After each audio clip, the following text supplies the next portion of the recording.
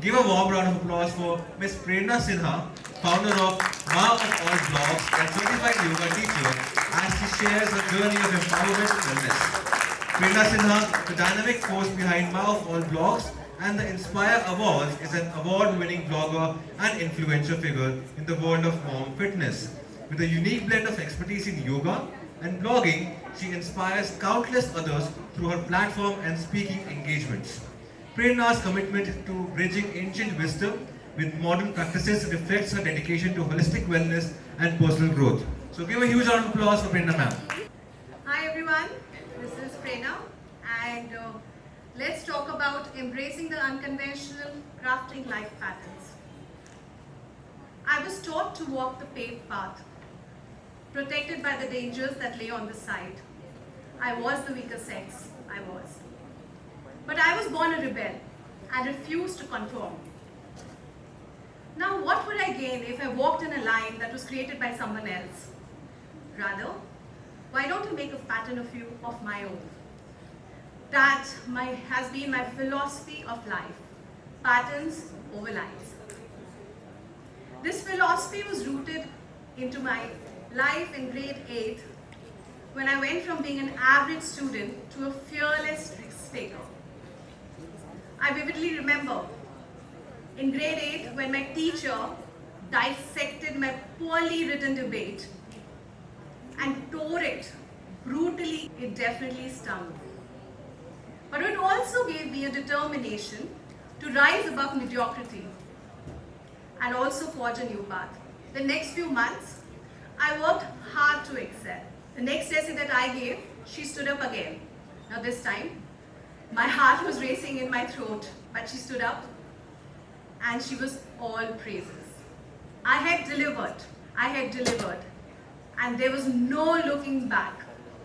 I rose to the top of my class from there. What I realized was, when you take a risk, you might come up with a different outcome. And who knew the girl who was pulled for a debate once would be standing here talking to you guys amongst such stalwarts. I went into grade 12 and I was a science student.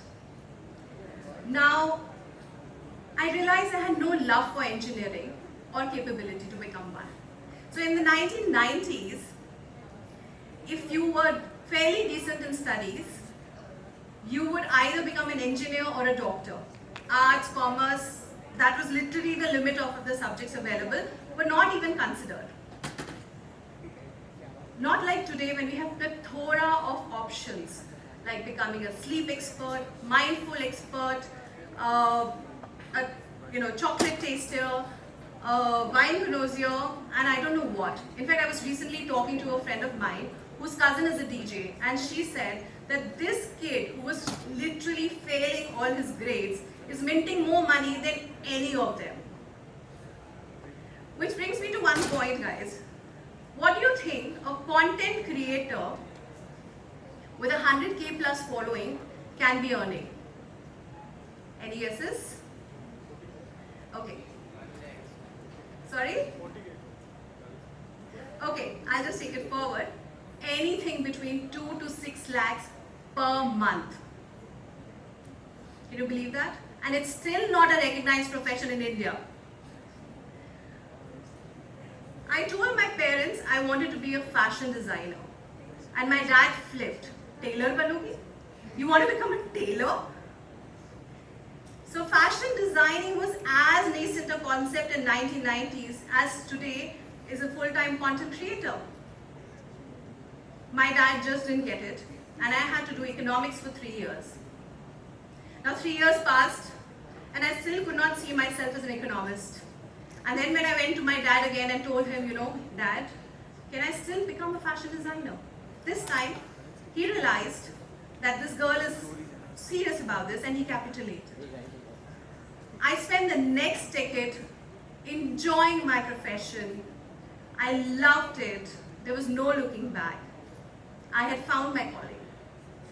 Oprah Winfrey was once demoted from being a TV news reporter to a TV show hostess because apparently she showed too much emotion. Now this that was supposed to demotivate her actually sparked joy. She says, that is the day she forgot her job. She was stopped doing her job and she found her calling. They say that if you pay attention to what feeds your energy, you start moving towards the life you were intended for. Now imagine Oprah Winfrey giving news reporting. It's not relatable. I can't imagine her like that, right? But imagine her as a TV show hostess and she is a success.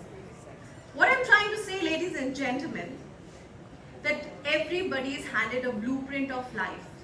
But if you find it too daunting, too rigid, please make amends. Please dare to make a change. Let's talk about three friends, Sam, Helen, and Harry.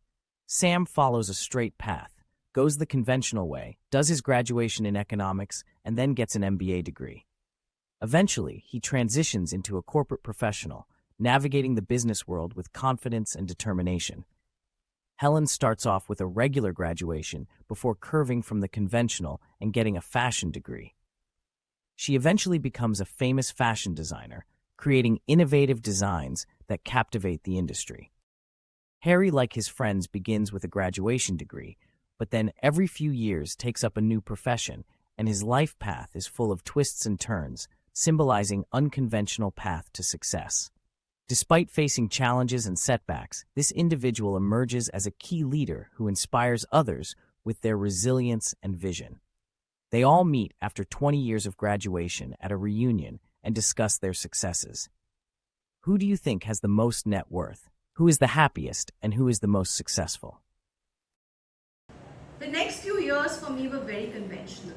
I got married, I had the job that I really liked, but then life, as it always does, threw a curveball. And that curveball was motherhood. All my carefree, crafted plans for my life were upended. And all I had to do, had no choice, because raising a family is very demanding, so I had to sit at home to be a good mom. But then 3 years passed and I was bored out of my wits. I could not conform yet again. That's the time I saw my sister-in-law, a fashion blogger, going for events and meeting celebrities. Now I had tried my hand at blogging in 2007 and did not get head or tails of it. But this time, with renewed energy, I decided to give it my all. Because I realized this was something I can do from my home, anywhere, anytime, at my own convenience. As blogging emerged in India, I got to enjoy myriad experiences. Now here I was creating patterns which had nothing to do with economics or fashion design. As the longest surviving mom content creator in India who moved from blogging to social media, when my fellow content creators tell me that I inspire them to start their journey, I wonder that looking back, people did not understand what I was doing, let alone make money while doing it. But I kept going on. Which brings me to my next point, guys. That patterns emerge when you look backward, not when you look forward. But life is set in its own way. World is too set and it will dissuade you from going away from the linear path. But it is on you to realize what feeds your energy and stick to it. And who knows, you might be inspiring someone else in doing so. Let's look at the next AB. This was a study done in 2013 and it was supported by German Ministry of Education and Research. Historically, neuroscientists didn't always operate on the knowledge of the brain's capacity to adapt. It was assumed the brain didn't or couldn't change once you reached a certain age. But today there are studies that show, through a process called neurogenesis, some cells in the brain grow and heal, particularly during the early years. In other words, new neurons and new connections between existing ones are sometimes created. New brain skills are created by having new experiences and building new skills. Every new experience you have, from hiking a mountain in a new country to speaking on stage in front of a large audience, can impact the brain. This can protect cognitive function and prevent age-related degeneration. I am going to give you 5 steps to challenge your brain from the study conducted on reward learning supported by German Ministry for Education and Research. 1. Shake things up a bit. Every new experience has the potential to enhance your brain's ability to change. 2. Move. Physical movement is very important to keep our brain active and adaptive. 3. Meditate. Meditation can enhance focus and attention and prevent cognitive decline. Trusted source. 4. Learn a new skill. 5. Rest. A most ignored part for life. We have forgotten to rest. A lack of sleep seems to contribute to a decrease in neurogenesis. Recently, I was interviewed by BBC, and when they asked me, do I suffer from mom guilt? My only reply to them was, mom guilt is a hormonal and natural reaction.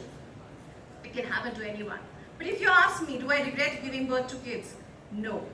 Because if I hadn't given birth, I would not be standing here on this forum speaking to you. Mom blogger is a genre in itself today. But when I started out, there weren't too many examples to learn from, and I had to create my own patterns. As my kids grew, I suddenly found too much time on my hands, and this quest for the unknown was again pulling me. So at the age of 40, I decided to shake things up. Oh, sorry. This is the year I trekked to Everest Base Camp, became a yoga teacher at the age of 40. I got over my fear of water and went scuba diving. I also went on a solo trip to Ladakh. All this while taking care of my household and my kids. Now I expected after 40, my quality of life will go down. Because that's what they say, that once you turn 40, things start going towards downhill, right? So I waited, I slowed down. But at 42, I again broke the mind chains. This is the year I went and climbed Kilimanjaro. I did my first full marathon, and professionally it was the best year of my life. I won multiple awards, started a platform to honor mothers like me who were breaking stereotypes, and that's how Inspire Beyond Motherhood came into being.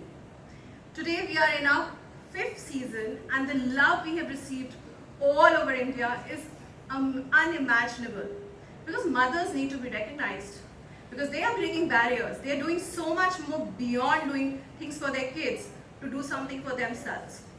Agree? I can hear somebody say, please, do you agree with me or not? Yes. Thank you so much.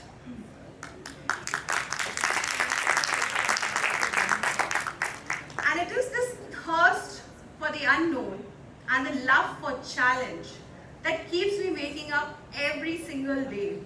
Whether it is doing yoga challenges in a sari or speaking to an audience over here, it is the challenges that keep me going. It is me playing with my neuroplasticity every single time.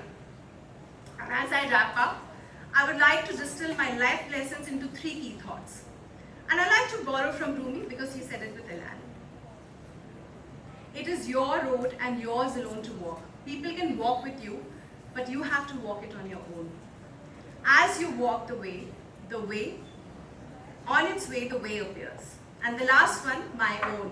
It is our ability to create, reinvent, and non-conform, which makes people like us stand on the stage shared by stalwarts like Simon Sinek, Shashi Tharoor, Sheryl Sandberg, and deliver this speech to you guys. Thank you guys. I am Prerna Sinha, a mother, a dreamer, a trailblazer, with a million more patterns left to take. Thank you so much, ma'am. Please be on the stage. Yes, I carry that. I think ma'am's speech was quite inspirational. Ma'am, age is just a number. You have just showcased us. I would like to call Anuradha Mehta ma'am, President, Taxila Business School, to offer felicitation to Prerna Sinha ma'am. Thank you so much, ma'am.